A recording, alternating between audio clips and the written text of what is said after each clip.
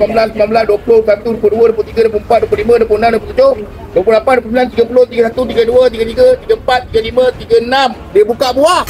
Dulu aku datang, dalam dia ada udang. Sebab udang beranak, ada udang. Hari ni aku nak tengok apa yang ada kat dalam ni. Ada sotong lah. Nobel lah. Bagi aku sedap, tidak terlalu masin, dan dia tak berapa pedas. Boleh request, nak pedas, tak pedas, boleh request. Mi udang kelai. Kelai tu gaduh. Ini dia. Kau tengok portion dia, mi udang kelai. Udang je nampak, mi tak nampak. Ni kamyong. Dia ingat aku dah sekolah ke? Dia semua nama pair. Ada 3 jenis masak. Satu rebus serai, lagi satu sos siram. Nasi goreng kepah. Ya. Tahu tak kepah tu apa? Sesekali jadi budak kelas depan. Jangan kelas belakang. Berapa banyak yang ada kat dalam nasi ni? Tak silap aku macam ni punya berat ni, kepah dia 2 kilo tau. Tak nak ajak korang fikir dengan secara logik. Dia jual dengan harga portion RM80. Udang fresh. Berbaloi ke tak?